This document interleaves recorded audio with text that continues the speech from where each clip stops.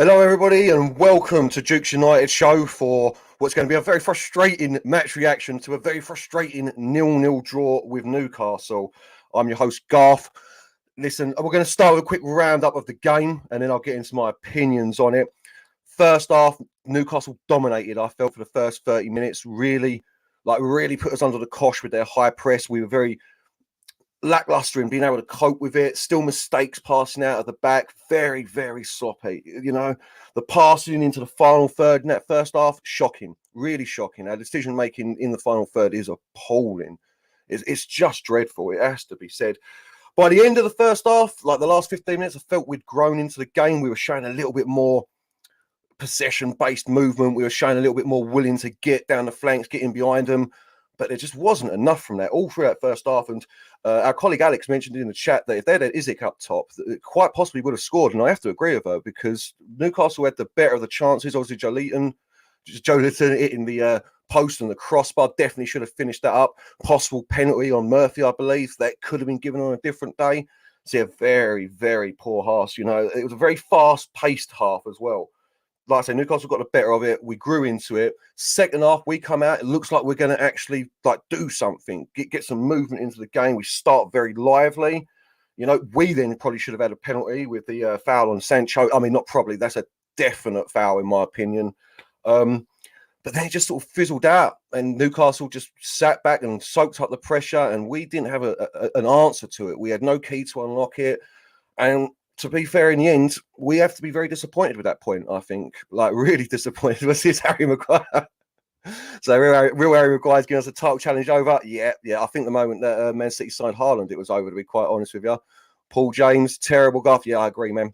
A real dull performance. In fairness, the match itself, for a 0-0, it wasn't that bad. You know, I've seen worse 0-0s, but our performance was just lackluster everywhere on the pitch, I think. And real Harry Maguire back again. No, I agree. Do you know what? I took them very lightly in the pre-match. It's Newcastle. I didn't think much of it. But they showed today that their squad is looking decent. Very good team. Bruno in the centre is an exceptional player, clearly. Joelinton really finding his form in centre midfield as well. Almirion doesn't stop running, doesn't stop chasing. He moves everywhere around the pitch for any ball. You know, Longstaff looked all right as well, to be fair. Their whole team looked decent, and they were missing some players as well. So, yeah, they are going to do bits this, maybe not this season, Harry, but next season, I think they will definitely be contenders for a top 4 position, without a shadow of a doubt in my mind.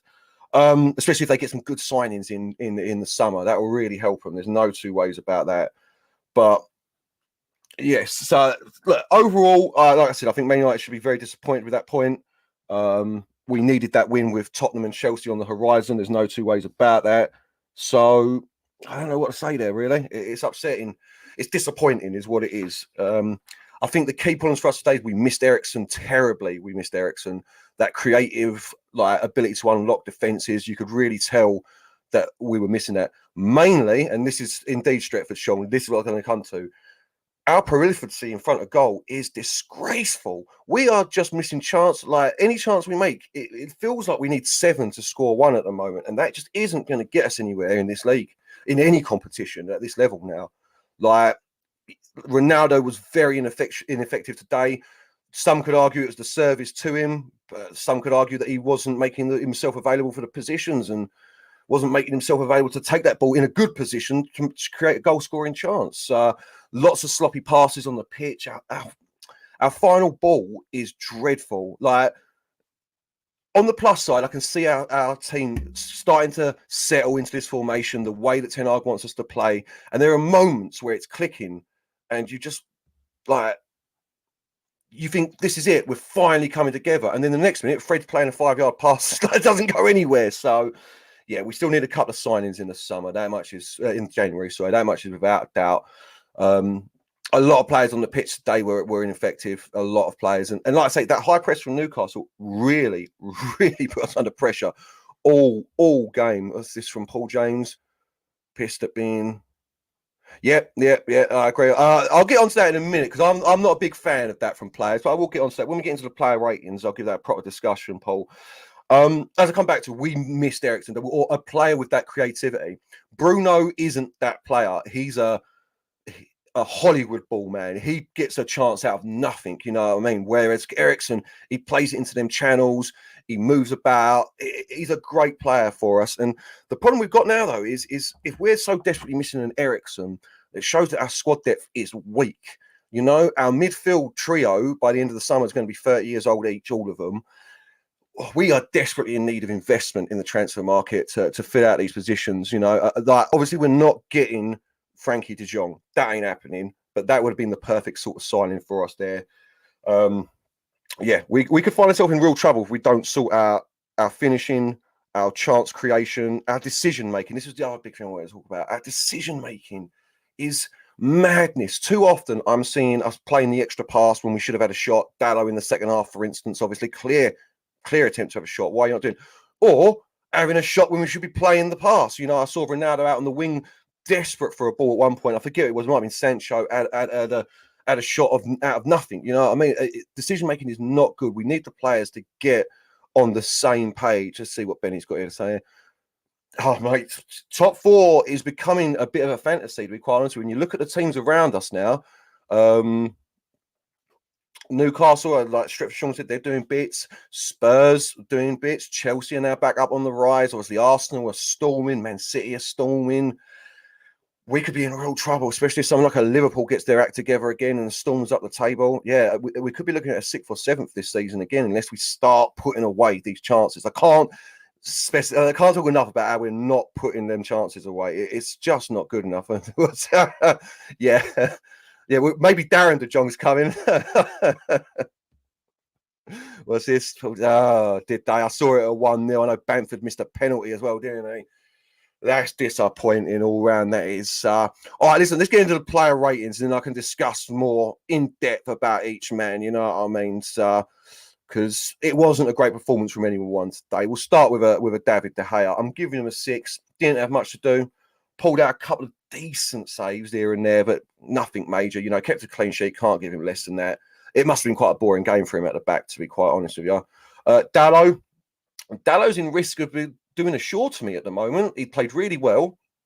He's got a bit of confidence in his game, and now all of a sudden he's starting to look a bit shaky again. His passing ability is excellent compared to Aaron Wan-Bissaka's. There's no two ways about that.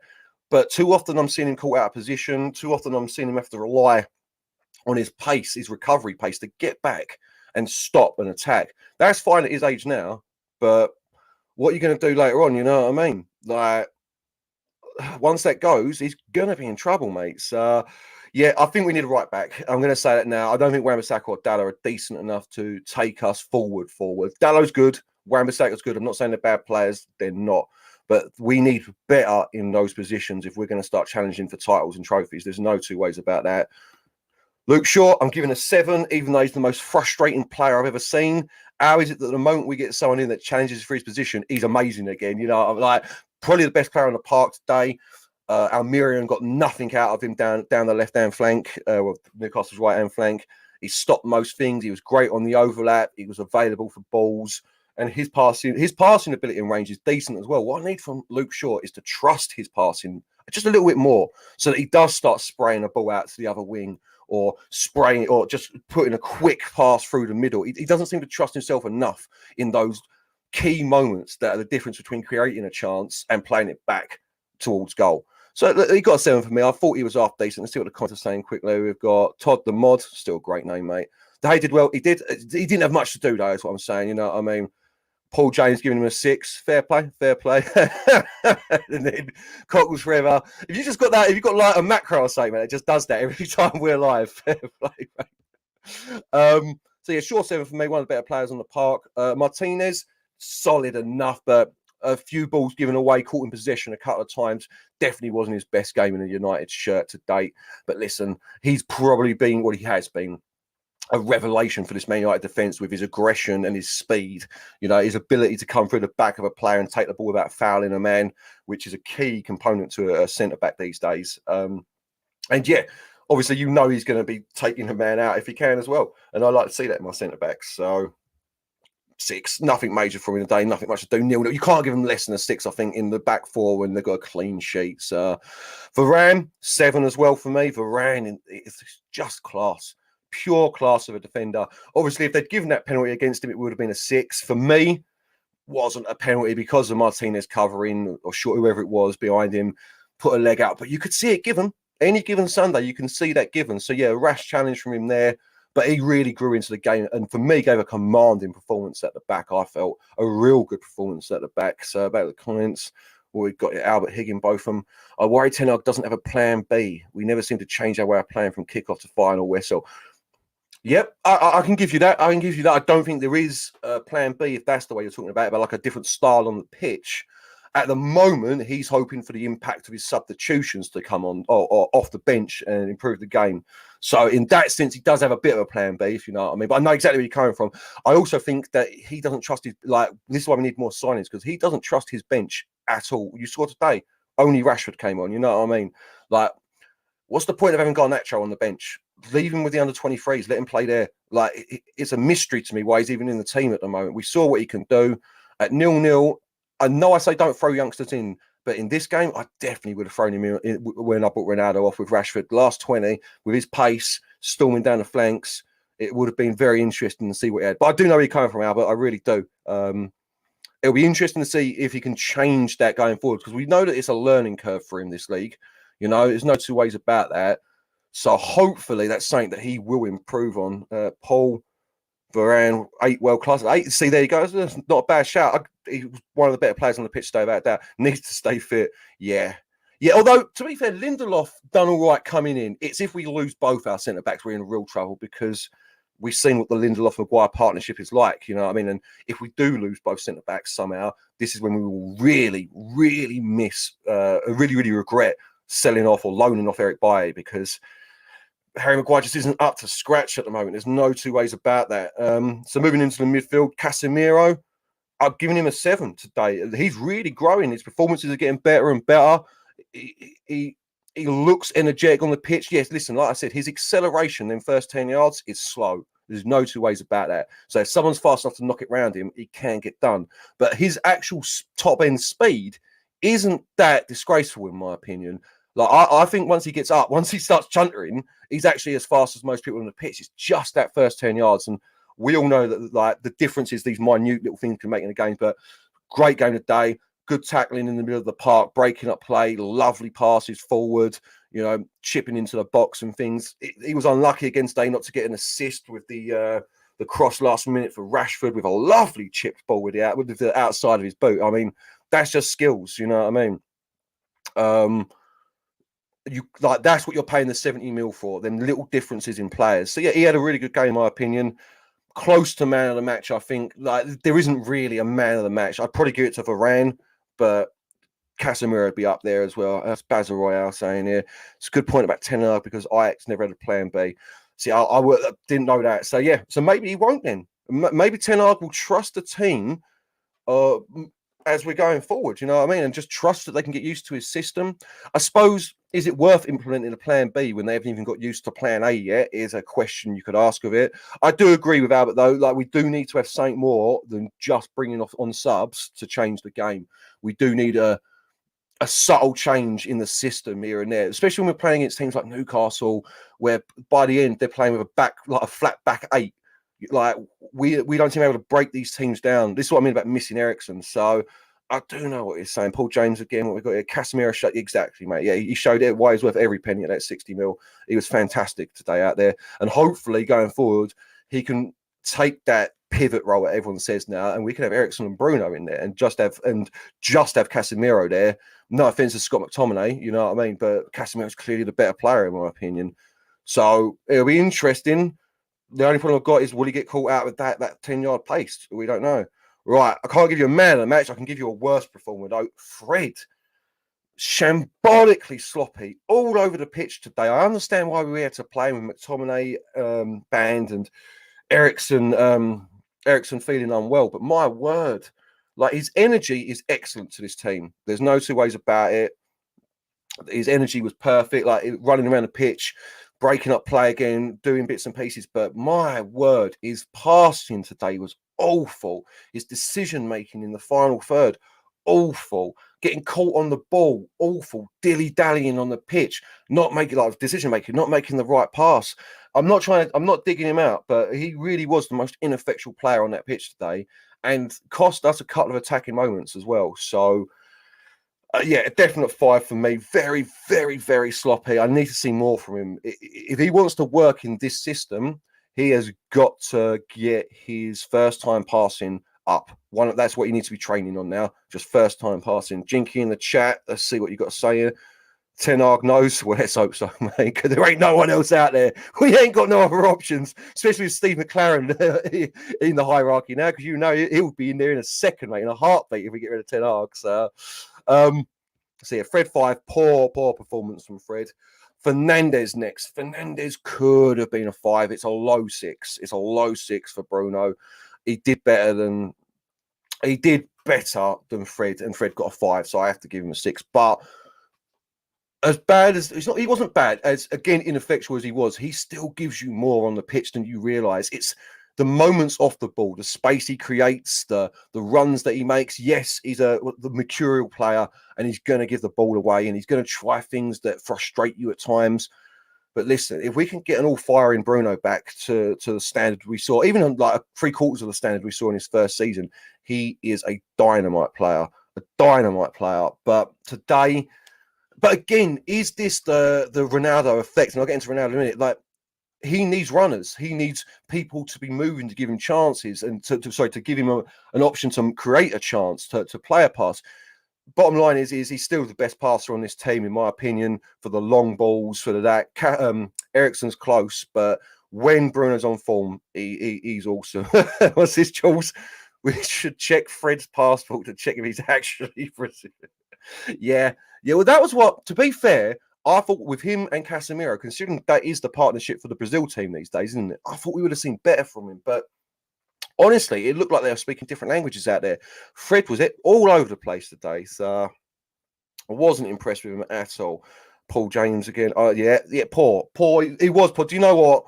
On the fly, I could change that to a 5, like I said, but then I definitely have to put Fred down to a 4. I think a low 6 is just about right for him, you know what I mean? Conversely, and he's a high 6. I can't give him a 7. He wasn't awful today, but he wasn't great either. But he's starting to pick up the ball and take it past a man, which is what we want to see from him. You know what I mean? He's aggressive as well. He wins back a ball in open play. You know, he's a danger man. I would have said when Burns got that yellow card, I would have liked to have seen him attack him more. You know what I mean? Draw him into a foul, or allow Burns to allow him to go past him because he can't make that tackle and get the red card. You know what I mean? That is definitely something we need to see more of. Game management and decision making again on the pitch, knowing your surroundings, knowing what you can bring. Because I think he tried it twice after he got the yellow card. And obviously smashed him both times. Just got straight past him with his straight line speed, and Burns couldn't do nothing. So as again one of them, but Anthony, he's growing into the player that I think Ten Hag wants. It may not be what we want because we want to see the bombing down the wing, etc., etc. But he's growing into it. But he was much better today, and he's definitely getting into that system. Paul James, he was much more direct today, 100%, and that is what we want to see from him. Red Lion, what's happened to the Bruno under I don't know. Listen, that first season won't be repeated, obviously. You know, whatever it was, 38 goal creations, goals and assists in one season for a midfielder, not going to happen again. But I would like to see, like you say, like 75% of that player again. He's changed. It's a different role he's playing now. You know what I mean? He's playing with inside himself again, I think. So we'll get into it with Ronaldo, but I think he needs more up front, more movement in the final third to really unlock his abilities. And the problem you've got is he's the furthest forward midfielder. He's playing the AN centre role. So he's only got the 3 men in front of him, really. And if Ronaldo's not moving, if Sancho and Anthony are just staying wide, like it looked like they were doing all day, so all he's got is the 1 man in front of him, what can Bruno really do? But yeah, Anthony, much more direct day. I agree with Paul. A much better performance. Didn't score, unfortunately. Didn't really have any chances, unfortunately. But we're getting to the player I think we're going to see that like properly from now on. Sancho, another high 6 for me. Same as Anthony. Another one of his better games. Clearly had a point to prove today. Again, funnily enough, more direct, really taking it to the players on that flank. Great link up with Shaw. Good game for him. Unlucky, a couple of shots blocked. Chance creation, though, again, he needs to get better at that. You saw it a couple of times today, playing the ball, low crosses into the box or passes into the box. We need to see more of him. I need to see him taking on that fullback, getting to the byline, cutting into the box. Not just crossing it, getting into the box and then just playing a simple pass into the area for someone to tap home. But a decent enough performance from him. He's obviously got something to prove. You can see that in the way he played today. And it's a lovely headache for Ten Hag to have. Like, when Martial gets back as well. Rashford, Martial, Anthony, Sancho, Garnacho, all of these players. We're talking about Gakpo as well. It's going to be a lovely, lovely headache for Ten Hag to have. Final two, Ronaldo up top. Listen, I've given him a 6, but it's the low end 6. This isn't one of his better performances. He was very ineffectual up top. And I'm beginning to worry, no matter how good he is, and like I've always said, he's the second greatest player I've ever seen play live. Zidane was the best player I ever saw. Ronaldo's the greatest of a goal scorer, in my opinion. He's one of the best players of all time. But he is not working in this system. He doesn't move enough. When we're playing with Martial, Rashford, Anthony or Sancho, they're rotating all the time. They're popping up in each other's positions. Ronaldo doesn't do that. He's just through the centre. And if we're going to play Ronaldo, then we need to play a crossing game. We can't be playing this passing, build up. We've got to get it down the flanks, bomb it in. Straight through balls to him. There's no point having a man of his caliber and trying to force him to play this system. Obviously, there's rumours out there that he's already said that he said that he doesn't like the system and he thinks Ten Hag should change it. This is where I get a little bit upset with Ronaldo, the professionalism. Yes, he shook Ten Hag's hand when he come off, but he's throwing a temper tantrum.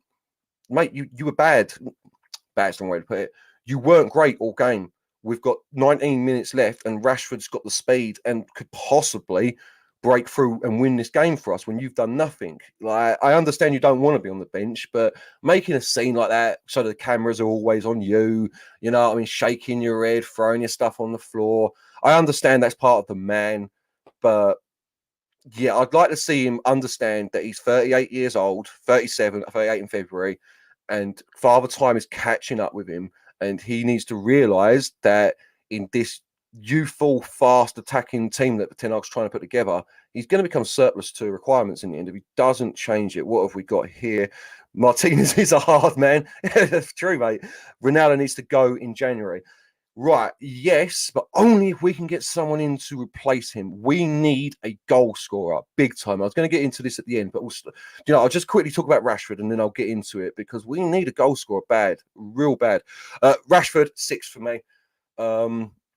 Come on, did more in the 19 minutes he was on than Ronaldo did all game. Should have put that goal away at the end, that header. Absolutely should have. Lovely pass into the box for Fred, who just absolutely shanked it. So, yeah, I was screaming for Rashford to shoot there. I know the angle was acute, but when you've got Fred in the box, take the shot. Just take the shot, mate. You know what I mean? Just take the shot because it's just as good, in my opinion. So, yeah, just as good in my opinion. So yeah, one sub today. And this is what I get into to what Higginbotham was saying about our no plan B. And I can agree with you there because he doesn't trust his bench enough to use that. So problems. King Eric, good to see you as always, mate. What we got here? Another poor performance, people. Yeah. It was a bad performance. There's no two ways about it. We should have won that game. We've got to be putting the ball in the back of the onion bag. We've got to. It's just we cannot keep going through this season not being able to score. We saw it against Ammonia the other night.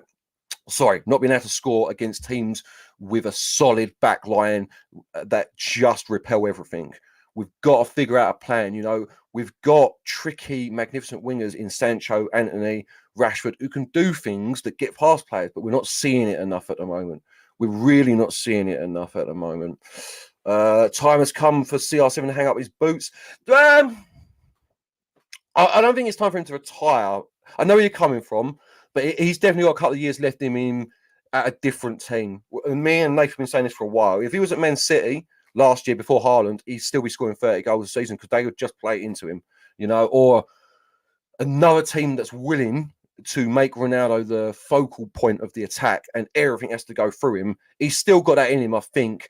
He's definitely, let's face it, he's definitely got a couple of years in America, if nothing else, earning that silly money, or Saudi Arabia or China, wherever he wants to go and make his brand, take the CR7 brand and earn billions upon billions of pounds, so on and so forth. But I do know where he's coming from. It's definitely time, I think, for him to either understand that he's going to be a bit part player this season at Man United or go. I wasn't happy with how he dealt with things in the summer, saying that he wanted to leave, you know what I mean? He wanted Champions League football. I understood it, but you keep that to yourself, mate, you know what I mean?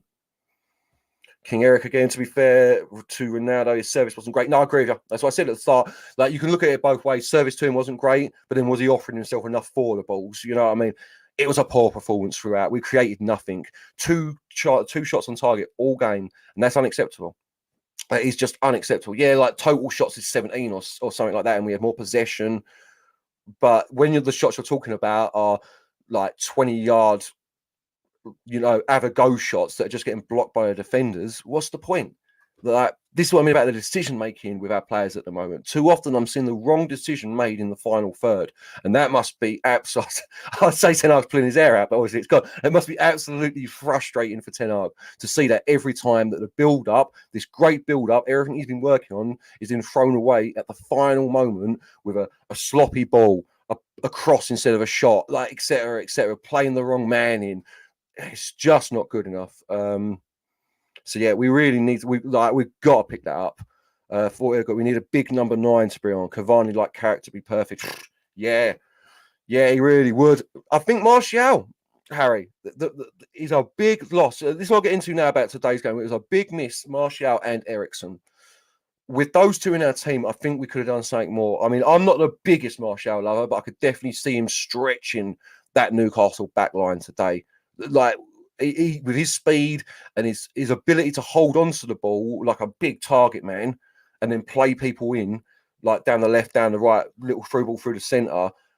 We really missed him today. We really, really missed Eriksen today as well. But this is what comes to the transfer window in January. We've got areas that we need to work on. The goalkeeper, David De Gea. I didn't agree with the panel on Friday's show that he should go in January, but his time is definitely up, like coming to an end at Man United. Like our colleague Marcel says, he just doesn't have the passing ability to start the attacks like Ten Hag wants. Now, it's not a key area we need to sign in January for me, but it's definitely something we need to look at. The right back, is Dalot going to be good enough going forward? I don't think so. I really don't. He's good. He's good, but he should be the second choice. We need an expensive fullback who can really both defend and give us something in the attacking third. I mean, Kieran Trippier, I won't lie, when the news was going around that we might be signing him, I was like, why? 30 years old, but he proved today what a player he could have been for us. Just his passing ability, the vision he's got for a fullback is amazing. He would have worked perfectly in a Ten Hag team. So yeah, right back, we need to invest in that. We probably need to invest in a new backup centre back. Obviously, that's low down the list. Left back solid. DM's now solid with Casemiro, but I'd like to think we need another centre midfielder. You know what I mean? To really complement Eriksen and Bruno. Do we need another AM centre? We've only really got Bruno, so back up there. My opinion. We need an out-and-out goal scorer, just like the real Harry Maguire is saying here. We need an out-and-out, guaranteed 20 to 25 goals a year man up top who will fit into this system. I won't lie, who's out there at the moment? I don't know. The striker market is pretty weak, it has to be said, and expensive for the good ones. So it's going to be tough, but that's where the scouting network comes in. We need to uncover a gem, really. I mean, I still think Andre Silva is a good option for the way we play, but it'll be a lot of money. There's no two ways about it. Having only just signed this season for Leipzig, it'll be a lot of money. I would have thought easily 60, 70 mil for him. So is it worth blowing all of that in January with our 70 mil transfer budget on a striker? I probably would. What we've got here, King Eric. Just as important to have players of quality on the bench, just the same as on the pitch. Yep. 100%, mate. 100%. And I think this is our problem now. This is what I'm saying about no plan B. Is he's not trusting what we've got there. So it's when we're losing players, when you've got no Ericsson, McTominay, Martial, Van der Beek, and you've got Iqbal on the bench and he doesn't trust him. You've got Garnacho on the bench, he doesn't trust him. You know what I mean? Like, why have we always got two goalkeepers on the bench? Like, just bring another youth player up. It's weird to me. It's weird to see. Larry 412, Ivan Toney, 100% agree with you there, mate. Obviously, I've been spouting for championing for Ivan Toney to turn up at Man United for a while now. The only problem is his price is rising every day as well. You know, I know Marcel agrees with me about Ivan Toney. I think he is one of the perfect solutions for Man United. Him or Andre Silva, very different strikers, but Tony's hold-up play is magnificent. It's more with Tony. It's his speed. I wonder if he'll be good enough for it. But I think we should get him. But again, what's the value of Ivan Toney now? We're talking with the English tax on him. You're talking 55, 60 mil, even from Brentford. Like, a lot of money for a player who you could imagine wouldn't score loads of goals for Man United in that position, but would be more of a man who everything goes through. You know, I mean, he'd get his goals, don't get me wrong, but I don't think he's a 20, 25 year goals a year man. Could be wrong there. I want him though, 100%. I would like him at Manchester United. Right, well, that's all we have time for today. Gone the full 30, which is lovely. Remember to like, subscribe, share this with a friend, share it with someone you don't know. You know what I mean? Just share it about. Leave posters around town or something. You know what I'm saying? Come and follow us on Twitter, at Dukes United Show. Very easy to find us. So, you know, you'll find all of the panelists and our regular guests info there as well. So make sure you give them a follow. Thanks for the comments. Been wonderful day, everyone. Keeping it going. A couple of new people in there I've seen as well. So make sure you like and subscribe as well. And yeah, thank you everyone for being here. I'll say peace.